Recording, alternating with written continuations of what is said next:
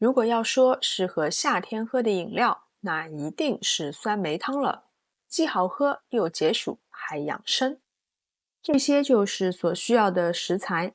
先把除了冰糖和桂花以外的所有材料呢，用清水冲洗一下，洗去灰尘。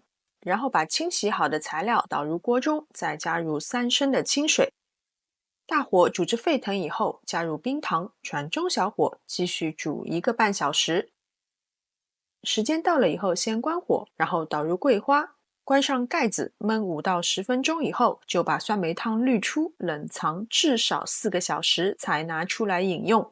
这个我是冷藏过夜的，琥珀色的酸梅汤真的好治愈。喝的时候可以根据自己的喜好，再撒适量的桂花，冰冰凉凉，真的非常解暑，非常好喝，而且要比碳酸饮料来得健康许多。